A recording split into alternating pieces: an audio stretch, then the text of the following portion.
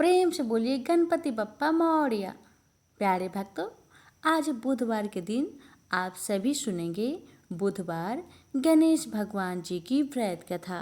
जो भी भक्त बुधवार के दिन बुधवार का व्रत करके इन कथाओं को श्रद्धा पूर्वक पूरा सुनता है, उस भक्त पर गणेश जी की कृपा सदा सर्वदा बनी रहती है। तो आइए सुनते हैं बुधवार गणेश भगवान जी की व्रत कथा। प्राचीन समय की बात है। एक गरीब ब्राह्मण था जो बहुत भक्त था और बुधवार को व्रत रखकर श्री गणेश जी का पूजा करता था। वह बिना नागा किए हर बुधवार को गणेश जी को ध्रुवा, लड्डू और सिंदूर अर्पण करता था और पूरे दिन उपवास रहता था। एक दिन की बात है कि गणेश जी उस भक्त की भक्ति से प्रसन्न हुए और प्रकट होकर बोले, बस मैं तेरी भक्ति से बहुत प्रसन्न हूँ, वर मांगो। तो ब्राह्मण ने कहा, हे गणेश जी, मुझे ऐसा वर दीजिए जिससे मेरा और मेरे परिवार का जीवन सुखमय हो जाए। गणेश जी ने मुस्कुराते हुए उसे एक सोने का कलश दिया और कहा, यह कलश जब तक तुम्हारे घर पर रहेगा तुम्हें कभी धन और अन्न की कमी नहीं होगी। लेकिन ध्यान रहे, बुधवार को कोई भी यात्रा मत करना। ब्राह्मण गणेश भगवान को कोटि कोटि धन्यवाद दिया और घर को चला गया। कुछ समय बाद जब उसका जीवन सुखमय हो गया, अचानक एक दिन उसके ससुराल में से एक संदेश आया कि उसकी पत्नी के माता पिता बहुत बीमार है। जिस दिन संदेश मिला वह दिन बुधवार का था। पत्नी ने आग्रह किया कि अभी चलना चाहिए। ब्राह्मण ने मना किया कि आज बुधवार का दिन है, आज जाना सही नहीं है। लेकिन पत्नी की बार बार आग्रह करने पर ब्राह्मण मजबूरन चल पड़ा। रास्ते में उसका रथ पलट गया, सारा सामान बिखर गया, कलश भी लुढ़क गया और लोग उसकी मदद करने के बजाय उसका उपहास करने लगे। ब्राह्मण समझ गया कि उसने गणेश जी की बात न मानकर बहुत बड़ी गलती की है। ब्राह्मण तुरंत वहीं बैठकर गणेश जी से क्षमा प्रार्थना की, ध्रुवा और लड्डू चढ़ाए और प्रार्थना किया, हे गणेश जी भगवान, मेरी भूल को क्षमा करें और मुझ पर कृपा करें। तभी गणेश जी पुनः प्रकट हुए और बोले, बस यह परीक्षा थी, याद रखो, धर्म और श्रद्धा में धैर्य सबसे जरूरी होती है। ब्राह्मण ने फिर कभी बुधवार को यात्रा नहीं की और उसका जीवन फिर से शांतिपूर्ण हो गया। भक्तों, बुधवार के दिन जो भी भक्त श्रद्धा और भक्ति के साथ गणेश भगवान का पूजन करता है और इन कथाओं को सुनता है, उनकी सारी बाधाएं दूर हो जाती है। लेकिन इस दिन यात्रा करने से बचना चाहिए, क्योंकि यह दिन गणेश जी का होता है और वह चाहते हैं कि भक्त इस दिन स्थिर रहे, चिंतन करे और श्रद्धा रखे। प्रेम से बोलिए गणेश भगवान जी की जय। समतापुर नगर में मधुसूदन नाम का एक धनी व्यक्ति के रहता था। मधुसूदन का विवाह 1 मास पहले ही बलरामपुर नगर की सुंदर लड़की, जिसका नाम था संगीता, उसी से हुआ था। शादी के कुछ दिन बाद ही संगीता की माता की तबीयत खराब हो जाती है, इसलिए संगीता अपने माता के घर चली जाती है और वहीं पर कुछ दिन रुक जाती है और इधर मधुसूदन अकेला ही रहता है। जब संगीता की माता का तबीयत ठीक हो जाता है तो मधुसूदन बुधवार के दिन ही अपने पत्नी को लेने के लिए बलरामपुर के लिए रवाना हो जाता है। बलरामपुर पहुंचकर अपने ससुरारी में जाता है और अपने सास ससुर से संगीता को विदा करने के लिए आज्ञा मांगता है। लेकिन संगीता के माता पिता बोले, दामाद जी, आज तो बुधवार का दिन है। बुधवार के दिन बेटी की विदाई और कोई भी शुभ कार्य के लिए यात्रा नहीं करना चाहिए। लेकिन मधुसूदन अपने सास ससुर की एक ही बात नहीं माना और जीत पर अड़ गया कि मैं आज ही संगीता को लेकर जाऊंगा और कुछ भी नहीं होगा, आप खुशी खुशी विदा कर दीजिए। अब अपने दामाद के जीत के आगे संगीता के माता पिता हार मान लेते हैं और अपनी बेटिया को विदा कर देते हैं। अब मधुसूदन और संगीता दोनों जन बैलगाड़ी से यात्रा प्रारंभ करते हैं। 2 कोस की यात्रा के बाद ही उसकी गाड़ी का एक पहिया टूट गया। वहां से दोनों पैदल ही यात्रा करना शुरू कर देते हैं और पैदल चलते चलते बेचारी संगीता तो थक जाती है और उसे जोर से प्यास लग जाती है।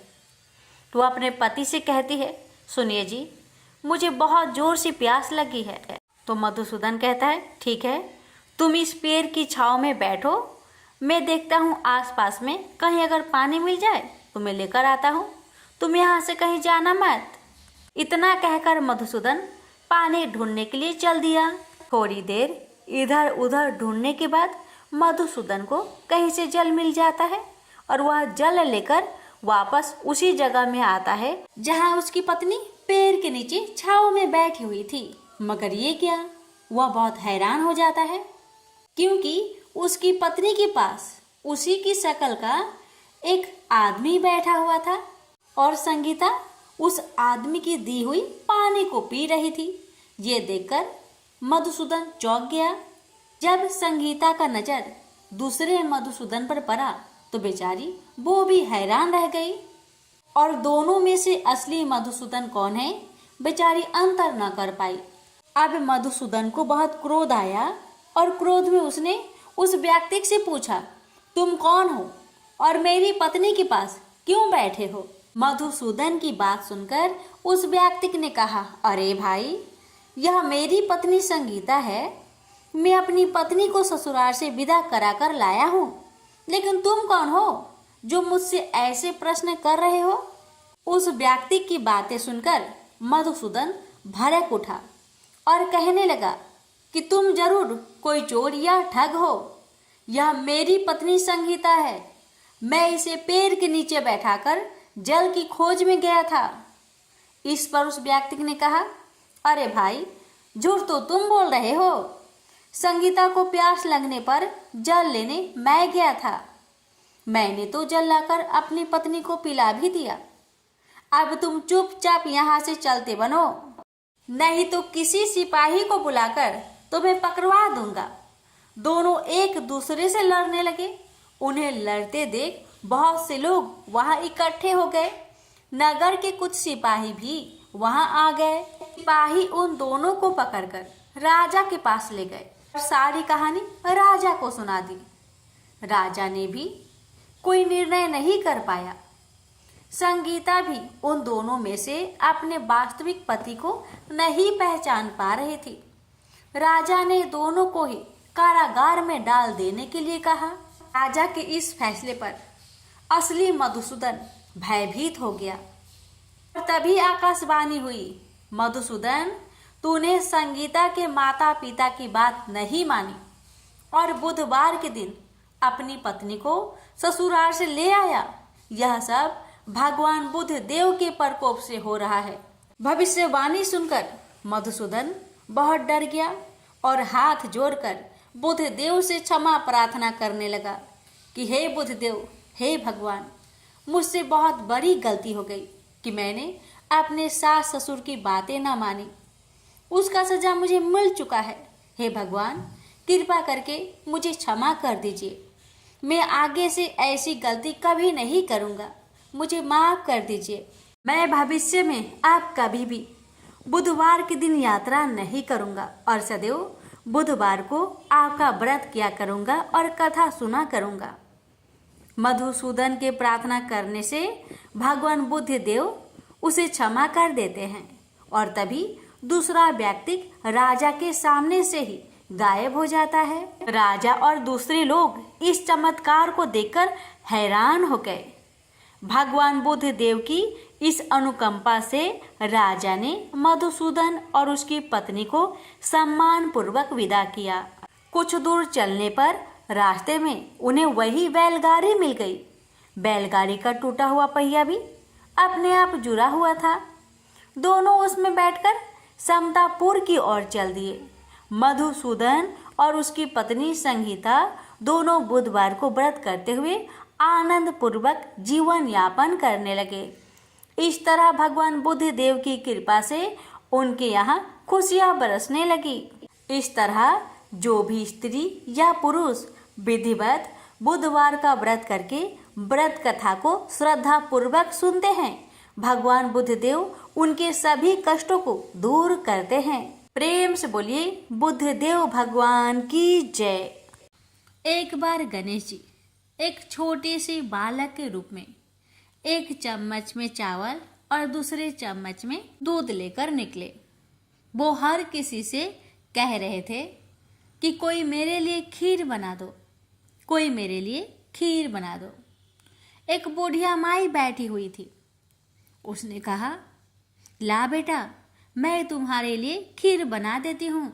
इतना कहकर बुढ़िया माई अपने कमरे में जाकर छोटे छोटे 2 कटोरी लेकर आती है। तब भेष रूपी गणेश जी कहने लगे, दादी माँ, छोटी सी बर्तन से क्या होगा? आपके घर में जो सबसे बड़ा बर्तन हो उसी को लेकर आओ। बुढ़िया माई मुस्कुराकर बच्चे के मन रखने के लिए, उसके खुशी के लिए अपने घर की सबसे बड़ा बर्तन लेकर बाहर आई और बालक गणेश के सामने रख दिया। अब तो बुढ़िया माई की आंखें फटी की फटी रह गई। वह जो थोड़े से चावल थे, 1 चम्मच चावल उस बर्तन में डालते ही बर्तन चावल से भर गया और दूसरे बर्तन में 1 चम्मच का दूध डालने से ही बर्तन दूध से भर गया। ये सब देख बुढ़िया आश्चर्य में पड़ गई। अब इतना होने के बाद भेष रूपी गणेश जी कहते हैं, दादी माँ, मैं नहाकर आता हूँ, आप खीर को बनाकर तैयार कर लो। जब बुढ़िया माई बड़े ही प्यार से खीर को बनाया, बूढ़ी माई के पोते पोती खीर खाने के लिए रोने लगे। बुढ़िया ने कहा, गणेश जी, आपके भोग लगे। इतना कहकर चूल्हे में थोड़ी सी खीर डाली और अपने दोनों बच्चों को कटोरी भर भर कर खीर दे दिया। बूढ़ी माई की पड़ोसन ऊपर से देख रही थी, तो बुढ़िया माई ने सोचा ये पड़ोसन जरूर चुगली कर देगी। तो बुढ़िया माई ने उसे भी 1 कटोरा खीर भरकर उसे भी पकड़ा दिया। अब होता है ये कि बेटे की बहू चुपके से आई और 1 कटोरा खीर लेकर बड़े प्रेम से खाई और कटोरा को चक्की के नीचे छुपा दिया। अभी भी गणेश जी नहीं आए थे। बुढ़िया माई को भी भूख लग रही थी। बेचारे वो भी 1 कटोरा खीर भरकर किवाड़ के पीछे बैठकर एक बार फिर कहा, हे गणेश जी, आपको भोग लगे, ऐसा कहकर खाना शुरू कर दिया। तभी गणेश जी आ गए। तो बुढ़िया माई कहने लगी, आजा रे गणेशिया, खीर खा लो, मैं आपके ही राह देख रही थी। गणेश जी ने कहा, दादी माँ, मैंने खीर पहले ही खा ली है। तो बुढ़िया माई ने कहा, कब खाई? गणेश जी कहने लगे, जब आपके पोते पोती ने खीर खाई तब मैंने खाई थी, जब आपकी पड़ोसन ने खाई थी तब भी मैंने खाई थी, और जब बूढ़ी माँ आपकी बहू ने खाई तब भी मैंने खाई थी, और अब जब आप खा रही हो तो मेरा पेट पूरी तरह से भर गया है। तो बुढ़िया माई कहने लगी, बेटा, तुम्हारी सब बात सच है, पर मैं कैसे मानूं कि मेरी बहू ने खीर खाई? बेचारी सुबह से काम में लगी रही है, तो फिर उसने कब खाई? गणेश जी ने कहा, चक्की के नीचे जाकर देख, जूठा कटोरा पड़ा है जो तेरी बहू ने खाकर छुपा के रखी है, और तूने तो मेरे लिए भोग भी लगाया था और तुम्हारी बहू ने वैसे ही खा गई। बूढ़ी माई ने कहा, बेटा, यह घर की बात है, घर में ही रहने दो। अब बताओ कि बची हुई खीर का मैं क्या करूं? भेष रूपी गणेश जी ने कहा, नगरी जिमा दो। बुढ़िया ने पूरी नगरी जिमा दी, लेकिन फिर भी गणेश जी की कृपा से खीर पूरा की पूरा भरा ही था। राजा को पता लगा कि बुढ़िया के पास जादुई बर्तन है, तो राजा ने बुढ़िया माई को महल में बुलवाया और कहा, क्यों रे बुढ़िया, यह खीर वाली बर्तन तुम्हारे घर में शोभा नहीं देता है, ये तो हमारे महल में शोभा देगा। तो बुढ़िया ने कहा, राजा जी, अगर आपको खीर का बर्तन लेना है तो ले लो। अब तो राजा लालच में पड़कर बुढ़िया माई के खीर के बर्तन को मंगवा लिया। खीर के बर्तन महल में लाते ही कीड़े मकोड़े, बिच्छू, कछले हो गए और खीर से दुर्गंध आने लगी। यह देखकर राजा ने बुढ़िया से कहा कि हे बुढ़िया, क्या तुम जादू टोना जानती हो? ये खीर के बर्तन महल में आते ही कीड़े मकोड़े बिच्छू में बदल गए, ऐसा क्यों? मुझे बताओ। पहले तुम अपने खीर के बर्तन वापस ले लो, फिर मुझे सारी कहानी बताओ। राजा ने जैसे ही वह खीर वाली बर्तन बुढ़िया माई को दिया, वैसे ही बूढ़ी माई के हाथों से लगते ही वह खीर फिर से सुगंधित खीरों में बदल गया। ये देखकर राजा बड़े आश्चर्य में पड़ गया और बूढ़ी माई से कहने लगा, हे बुढ़िया माई, कृपा करके बताओ ऐसा चमत्कार कैसे? तो बुढ़िया माई ने कहा, हे महाराज, ये बर्तन मुझे गणेश जी ने दिया है और उन्हीं की कृपा से ये खीर के बर्तन खाली नहीं पड़ती। सारी कहानी बताकर बुढ़िया माई राजा से विदा लेकर अपने घर को चली आती है और गणेश जी से कहती है, हे गणेश जी, बची हुई खीर का मैं क्या करूं? गणेश जी ने कहा कि झोपड़ी की कोने कोने में खरा खोदकर गाड़ दो। उसी जगह सुबह उठकर वापस खोदेगी तो धन के 2 चाड़े मिलेंगे। ऐसा कहकर गणेश जी अंतर्ध्यान हो गए और जाते समय भगवान झोपड़ी को लात मारते हुए गए तो झोपड़ी के स्थान पर महल हो गया। सुबह बहू ने फावड़ा लेकर पूरे घर को खोद दिया, लेकिन कुछ भी नहीं मिला। तो बहू कहने लगी, सासू जी, आपके गणेश जी झूठे हैं। तो सास ने कहा, बहू, मेरे गणेश झूठो नहीं है, ला मैं देखूं। वह सुई लेकर खोजने लगी तो टन टन कर 2 धन के चाड़े निकल आए। बहू ने कहा, सासू जी, आपके गणेश तो साचो ही हैं। सास ने कहा, गणेश जी तो भावनाओं के भूखे हैं। यह गणेश जी जैसे आपने बुढ़िया माई को दिया, वैसे सबको देना। विनायक जी की कहानी कहने वाले, हुक्कार भरने वाले और आसपास के सुनने वाले सबको देना। प्रेम से बोलिए, जय श्री गणेश। एक बुढ़िया माई थी, मिट्टी के गणेश जी की पूजा करती थी। रोज बनाए रोज गल जाए। एक सेठ का मकान बन रहा था तो बुढ़िया बोली, पत्थर का गणेश बना दो। मिस्त्री बोले, जितने में हम तेरा पत्थर का गणेश जी करेंगे उतने में अपनी दीवार ना चिनेंगे। बुढ़िया बोली, राम करे तुम्हारी दीवार टेढ़ी हो जाए। अब उनकी दीवार टेढ़ी हो गई। वो चिने और ढा देवे, चिने और ढा देवे। इस तरह करते करते शाम हो गई। शाम को सेठ आया। उसने कहा, आज कुछ भी नहीं किया। मिस्त्री कहने लगे कि एक बुढ़िया आई थी, वो कह रही थी मेरा पत्थर का गणेश कर दो। हमने नहीं करा तो उसने कहा तुम्हारी दीवार टेढ़ी हो जाए। तब से दीवार सीधी नहीं बन रही है। बनाते हैं और ढा देते हैं। सेठ ने बुढ़िया बुलवाई। सेठ ने कहा, हम तेरा सोना का गणेश गढ़ देंगे, हमारी दीवार सीधी कर दो। सेठ ने बुढ़िया को सोने का गणेश गढ़ा दिया। सेठ की दीवार सीधी हो गई। जैसे सेठ की दीवार सीधी की, ऐसे ही हे भगवान सबकी करना।